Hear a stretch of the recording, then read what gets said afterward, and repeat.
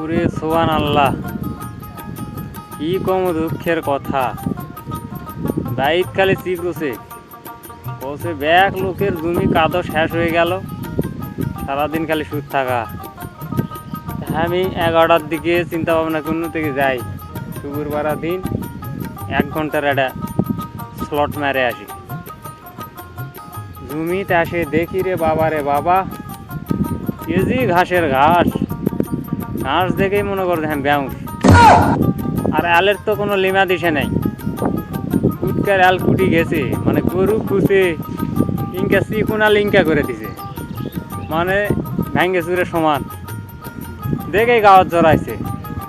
কি আর কাম কর্ম, তার ভিতর ওরে সর্বনাশ রে, পানি কামড়ি রে, পাও মনে করে যে চুলকাতে জীবন শেষ।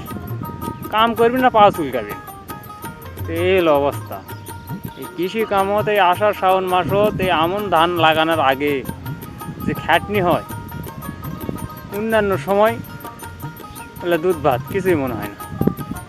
আমি একাল ধরেছি অর্ধেক পর্যন্ত যাতেই বলছে না আর হবে না, এত ঘাস আর মাটি টানা যায়, টানতে মনে করছে জীবন শেষ। আমি বলছি হবে না আল্লাহ, বাইর যেমন এমন এক দেশত থাকি, দেশ বলে নদী মাতৃক।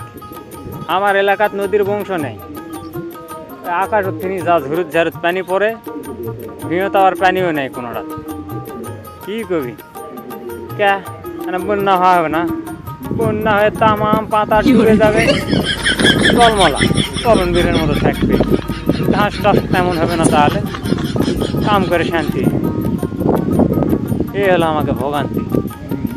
মানে মানুষ পানি পেয়ে আছে বিপদে, আমরা পানি না পেয়ে আছি বিপদে।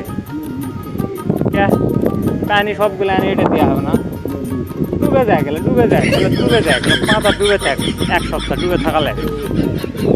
কতদিন আগে দেখেছি, 2-4 বছর আগে এলা পাতার ডুবে আসলে সেবার কি ফলন ধানে। আর এই যে নাই কিছু পোকা টোকা আসে, বক টক হ্যাগে দুনিয়ার দলে এক জমি ভরে দিছে, তুমি এখন সারাদিন খাটো। এই হলো অবস্থা। তো যাই হোক, কাম আর করা যাবে না, বাইর যাও। আব্বা যা কই তো বুঝি, মানুষ লিয়ে আসা লাগবে, মানুষ ছাড়া কাম হবে না, বাইরে কাম করা যাবে। জীবন শেষ।